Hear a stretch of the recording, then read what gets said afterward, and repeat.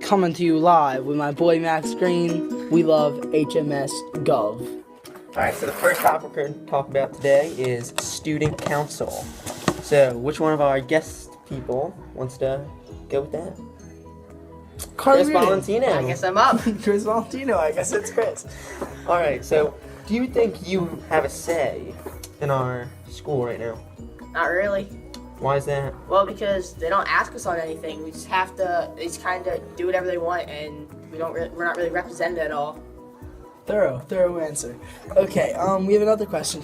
Do you think the other lovely people in question. this school know to have a say in our school, or just like the 8th grade president and the vice president? Well, I think that the only people that really have a say in the school are the people that are involved in the student council, but that's not that many of the kids in the school. So not everyone's opinion is heard throughout, like, on making decisions in their own school. Well said, well said. Yeah, so basically, the student council is Making everything up. pointless. It's pointless. Yes. Yeah. And they talk about pointless topics such as candy. Like who need what? Like, why do we need that? Yeah. So that concludes our first section. Thank you, Chris Valentino. Our next section is the new plan we have to make the school have more say. Okay, Maddie, we have a question for you. So, do you think a legislative branch, an executive branch, and a judicial branch will help better our school? Yes. Explain, please. Yes, please explain.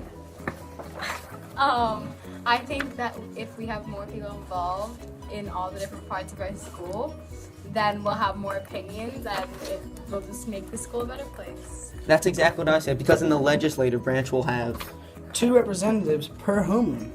That sound good, Maddie, Bear? Yeah. Yes, and the one thing students might vote against is you have to maintain a C average and have a good behavior and attendance. which if you really apply yourself is quite easy. Also, Yes. this gives the teachers more say than they had, giving them some more power on voting on rules and such stuff like that. Do you think that it's fair that it's a 1-year term? Yeah? Yeah, good. You don't think it should be longer? No? Yeah, that's what I thought. Sound good to you, Chris? Yeah. Carly? Yeah, sounds great. Good. All right, this is the legislative branch, but let's move to the executive branch. Wait, before we move, let's tell them what the legislative branch does. Yeah, what exactly does the legislative branch do, Max? Glad you asked. Their responsibilities are they research, debate, and they vote on bills or laws that are problems in our school or could arise in the future that are problems. Also, we're going to have an elected Speaker of the House who must be an 8th grade student who has been a homeroom rep before. So Max, you're saying that if I had to propose a bill or a law that I wanted the school to, would I have to go through the legislative branch? You would. Oh, nice. And also, they're responsible for conducting meetings, conducting voting, setting committees, and committee agendas. And they also can have clerks, which would get the 6th and 7th grade part of this. And they would keep time at like the meetings and take attendance and stuff like that. All right, so now let's move to the executive branch.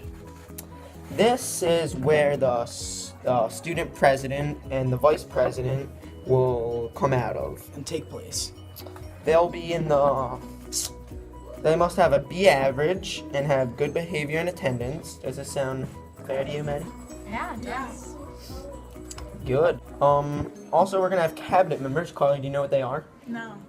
Oh, glad you asked. They are like the secretary, the treasurer, people like that, who have no say in our school right now, according to some other people that wish to have their names anonymous.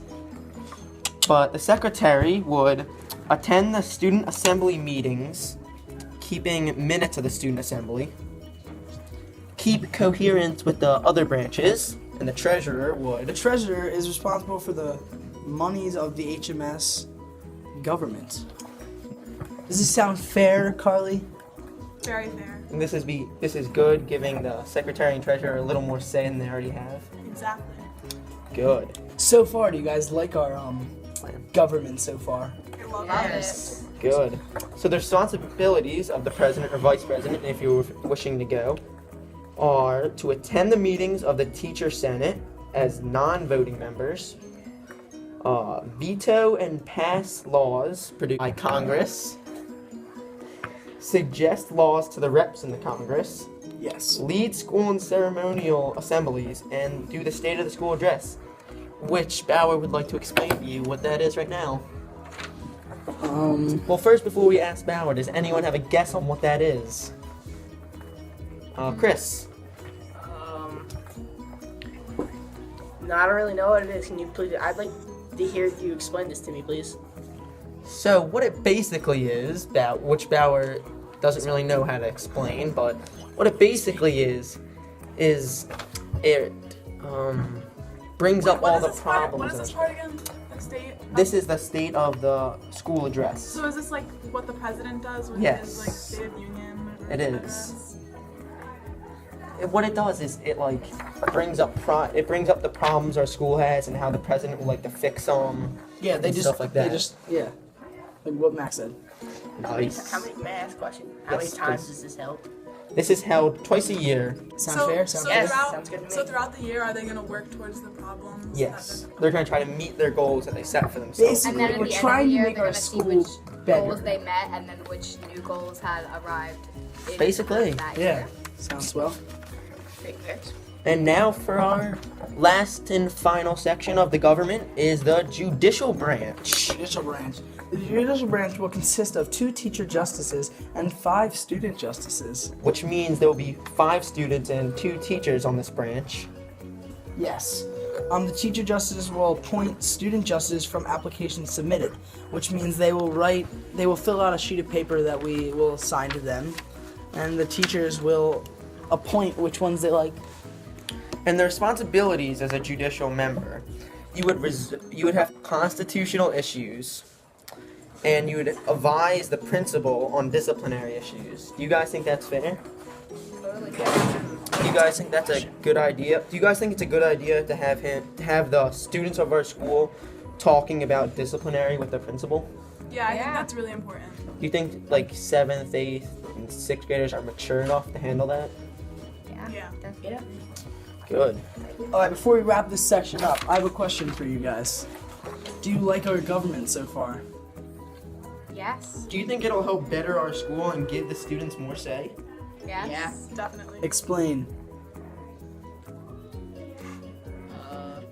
Well, yeah, I think the 3 branches are giving like the people more of a say because it's just like the legislative branch is like letting the kids express their feelings on like the laws that we have in school right now, and like allowing them to talk to the principal is like allowing them to say what they believe should or should not be like a part of the school. Do you like the fact that we have 2 reps each homeroom because then it's more of a say for kids? Yeah, because it's 48 members, so then each homeroom, like, they can tell their reps what they believe, and then they can report to the other branches of the government what the Do you people in the room think, said. Carly and Maddie, do you think this is giving the students more of a say than the student council has right now? Yes, because if you are involved with right now, you're not really getting any information from the reps you have for your homeroom, but if we have reps for homeroom that actually like have real issues to talk with. Thank you. Alright, to our last section, Max. Closing it up. Alright, one general question for all 3 of you. Why will this make our school better? Chris, you can start. Oh, okay.